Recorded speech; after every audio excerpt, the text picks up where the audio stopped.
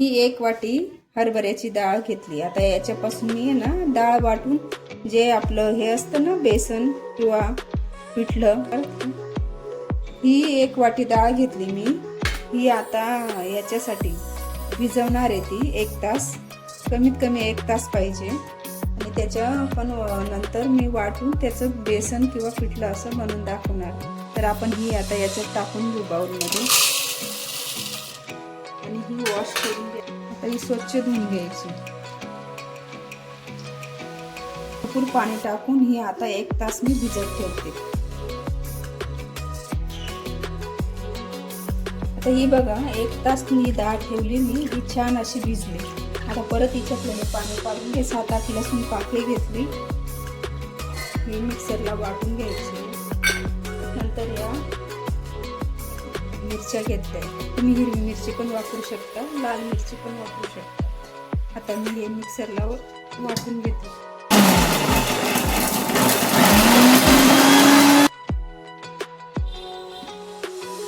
आता ही अशी मिरची आणि लसूण वाटून घेतलं. हे एका बाउलमध्ये काढून घेऊया.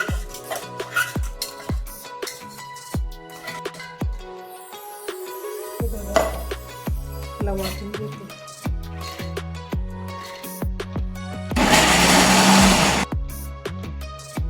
पहिले असंच केलं, आता याच्यात थोडं पाणी टाकून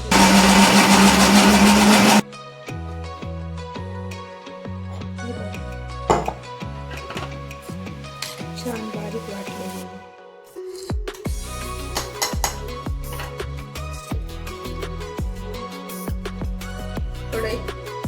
एक पळी तेल टाकते.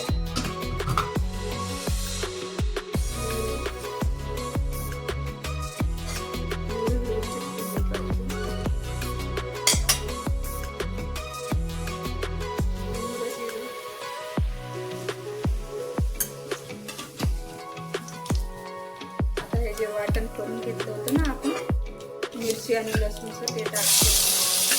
मिरची नसेल वाटायची ना तर तुम्ही कापून पण टाकू शकता. छान अशी मिक्स झाली पाहिजे.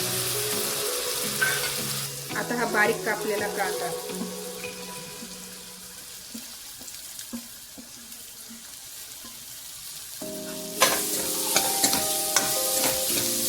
आता कांदा लाल होईपर्यंत बारीक याचं 5 मिनिटं परतून घेते.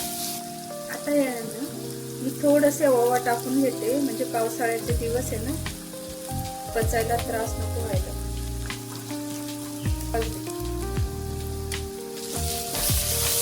कांदा व्यवस्थित परतला गेला की बघा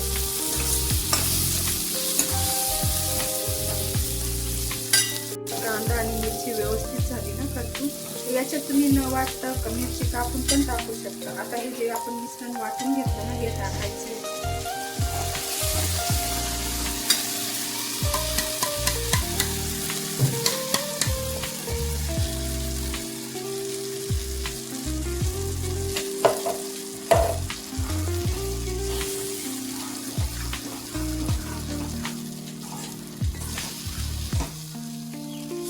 ते तुम्हाला किती दाटसर किंवा पातळ करायचं ना, त्यानुसार तुम्ही करू शकता. चवीनुसार मीठ.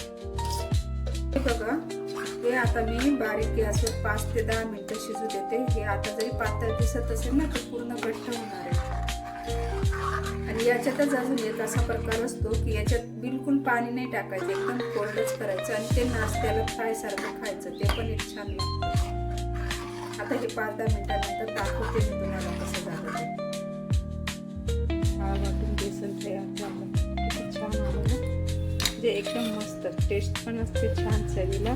आणि असं काहीतरी वेगळं बनवायचं असलं किंवा भाजीला काही नसलं तर हा उपाय किंवा पर्याय खूप चांगला आहे. तर तुम्हाला ही माझी रेसिपी आवडली असेल ना, तर जरूर करून बघा. आणि माझा व्हिडिओ आवडला असेल तर लाईक करा, शेअर करा आणि सबस्क्राईब करा. तोपर्यंत स्वस्त राहा, मस्त राहा आणि सर्वात महत्त्वाचं खात राहा. Okay, bye.